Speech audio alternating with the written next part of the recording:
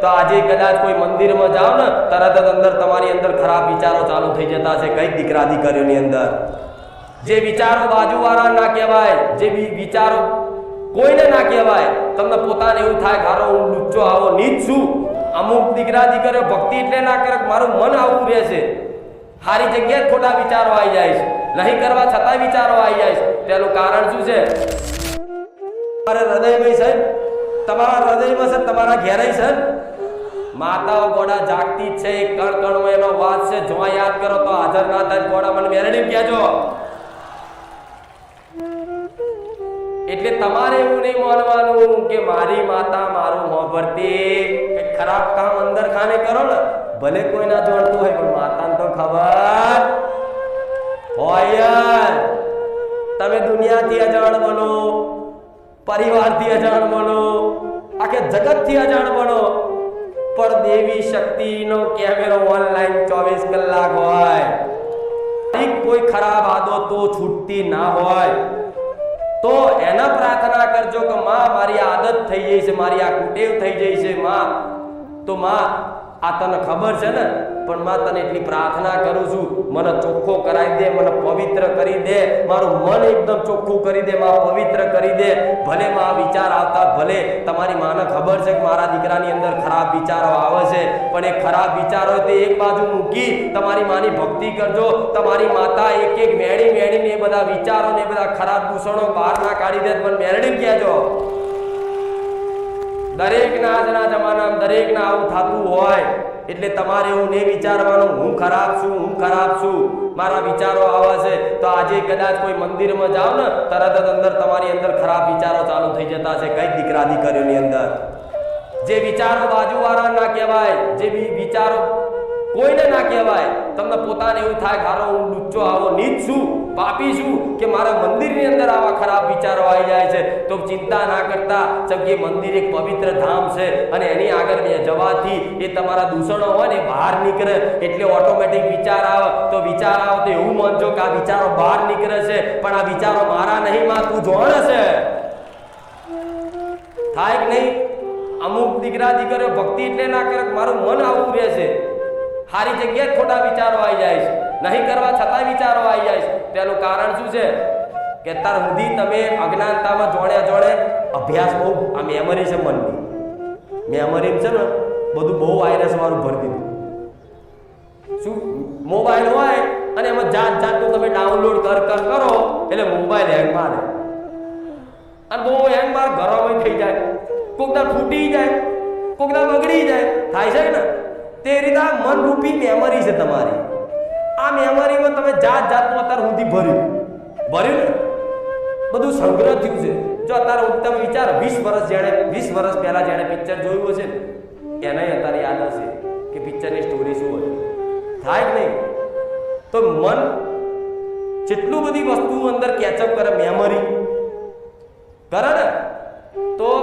આ મનમાં તમે જે અત્યાર સુધી બધું વાપર્યું જોયું બોલ્યા એનો પ્રભાવ છે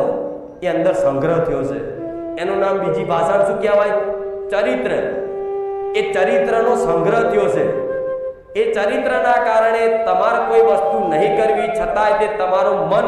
તમારા બેકાબુ થઈ અને તમારા વિરુદ્ધ કાર્ય કરી નાખે થાય કે નહીં માંસ મટન નહીં ખાવું પણ જીભે તો લાલ લબડતી હોય થાય તમારે નહીં ખાવું પણ રસ આવે તો રસ કોને લાવસ મન લાવસ ચમ અત્યાર સુધી તમે ખાઈ જીભના આદત આલી સાચું એટલે આ મન છે એ મોકળું છે શું મન શું છે મોકળું ઘડીકમાં અહીં છે ને તો હમણાં કૂદકો મારી પેલી બાજુ હમણાં કૂદકો મારી ઘેર હમણાં કોઈનો ફોન આવે કૂદકો મારી બીજે ગોમ થાય જ નહીં ભૂખ લાગે ને કૂદકો મારી રસોડા સારું પ્રસાદી પતિ ના જાય થારું એટલે થાય કે નહીં પણ આ મનના ખેલ છે તો આ મન છે તમારું ક્યારે તમને ભક્તિ નહીં કરવા દે શું કીધું મન ભક્તિ મનથી જ થાય જે મન તમને ભક્તિ કરાવે છે એ જ મન તમારું છે ને ભક્તિ તોડાવે છે એના નાટક તો ખેલતો જો પણ મન તમે નહીં મન તમારથી અલગ વસ્તુ છે પેલા રવિવાર વાત કરી હતી ને મન અલગ વસ્તુ સૂક્ષ્મ વસ્તુ છે દેખાય તો તમારે છે ને એવું ટેન્શન નહીં લેવાનું, ચિંતા નહીં કરવાની. મારા બહુ ખરાબ વિચાર છે, મારા કાર્યો સારા નહીં, માં હું આવો છું. હા, પ્રાર્થના કરો કે માં હું નીચ છું, પાપી છું, અધર્મી છું, માં મને માફ કર, એ બધી પ્રાર્થના કરો. પણ છે ને આવા વિચાર આવે ને તોય માતાની આગળ બેહી રહેવાનું, કોઈ ચિંતા નહીં કરવાની કે માતા આ વિચાર મારા નહીં, આ વિચાર મારા શુદ્ધ ધીરે ધીરે તું કરી આલ. તો તમારી માં ઓટોમેટિક સદબુદ્ધિ એવી આલ છે ને, અને એવા કદાચ કાર્યો સારા કરાવશે ને તો ઓટોમેટિક તમારા મનનો મેલ ધોવાઈ જશે, અને તમારી માં સાક્ષાત ના દેખાય ગોળા પણ મેરડી ના કહેતા. ચમ આ કળિયુગ રૂપી માયા છે ને એ તમને ભક્તિ કરવા દે છે, એટલે આજ કંઈક મનથી હારી જતા હોય છે. જેવું માં હું તો થાક્યો, હું તો ભક્તિ કરવી પણ આળસ આવે છે. ભલે આળસ આવતી, 2 વાગે ઉઠો તો 2 વાગે માતાને શરણ પકડી લેજો, 2 વાગે ફોટાની આગળ જતા રહેજો, 2 વાગે દીવાબત્તી કરજો, 2 વાગે ધૂપ ધુમાડા કરજો, જે કરવો રાતે 2 વાગે કદાચ ઉઠી જાવ ને અને ઈચ્છા થાય કે રાતે 2 વાગે કરો તો રાતે 2 વાગે દીવો કરજો, તમારી ઈચ્છા થાય તાર કરજો. અત્યારે કોઈ તમને નિયમો આપીશ, નિયમથી કરવું પડે બરોબર છે, પણ અત્યારથી તમને કડક નિયમો આપી દો. દીકરાઓ સવાર 7 વાગે ઉઠી અને દીવાબત્તી કરજો. તારા આવતા રવિવાર આવવાનું બંધ કરી દે. મારી હવે તો 11 વાગે ઉઠે, તું તો જો આ બધું ના થાય અમારથી. તા તો 11 વાગે ઉઠો તો 11 વાગે કરજો બસ. પણ દીવાબત્તી તમારી માતાની કરશો ને તો ઓટોમેટિક તમને તમારી અંદર એક આ મનનો મેલ છે ને તો ઓટોમેટિક તમારી માં નાશ કરશે, અને નાશ કરશે ને એટલે બધી જગ્યાએ પવિત્ર ભાવ થઈ જશે. કોઈ પણ જગ્યાએ તમારી ખરાબ દ્રષ્ટિ નહીં થાય, કોઈ જગ્યાએ ખરાબ વર્તન નહીં થાય, કોઈ જગ્યાએ ખરાબ વાણી નહીં આવે. આ તો 100 વખત 1000 વખત કદાચ ગારો બોલવાની, 5 વખત રોમનું ન બોલવાનું, જો મેરા આવે આવે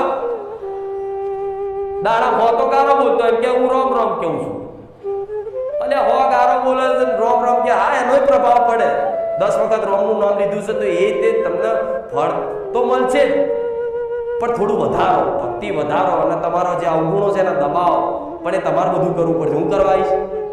પ્રેરણા હું આલીશ, શક્તિ હું આલીશ, પણ હેડવું તો તમારે પડશે હે. શક્તિ હું આલીશ, પ્રેરણા હું આલીશ, જ્ઞાન હું આલીશ, પણ એ ચાલવું તો તમારે પડશે ને. કદાચ ચાલતા ના આવડે તો વાગરી હું પકડી લઈશ, પણ ચાલવું તો તમારા જ પડશે. અને ચાલતા ચાલતા ચાલતા દીકરો બહુ થાકી ગયો ને આગળ ચોક ઠેકર આવીને પડી ગયો, નિદાન ઉતરી લઈશ. લે હેડાવો,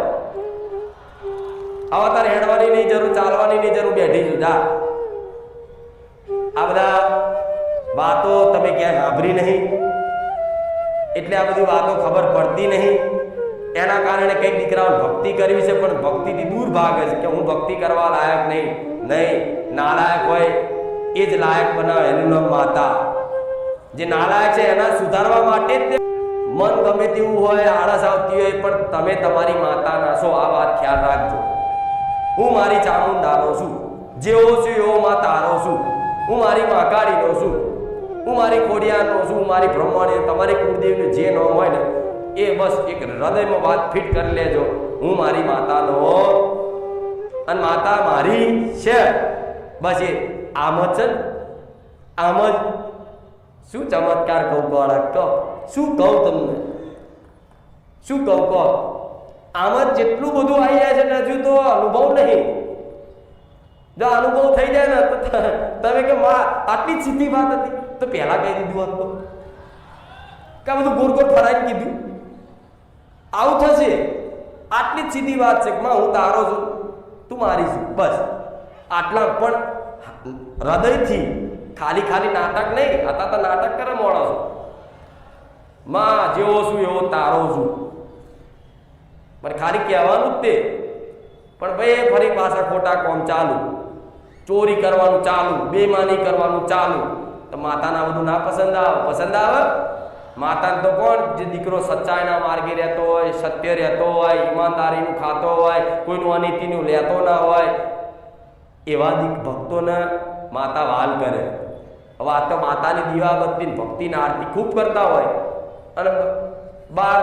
ચોરી કરે, બેમાની કરે, એટલે છેતરપિંડી કરે, કોઈને ઉલ્લુ બનાવે, તો માતા તમને કૃપા કરે? કહો. કદાચ આ વાતે સુધરી જાઓ ને કે મારી જોડે ભલે 15,000 રૂપિયા પગાર પાડું છું મહેનતના 15,000 બીજા 25,000 તમને એક્સ્ટ્રા કદાચ બેઈમાની કરવાના મળતા હોય ને, પણ એ 25,000 ઠુકરાઈને 15,000 જે દીકરો કમાતો હોય ને ઈમાનદારીના મહેનતના, એને મારા જેવી મેલડી સંગ કરે.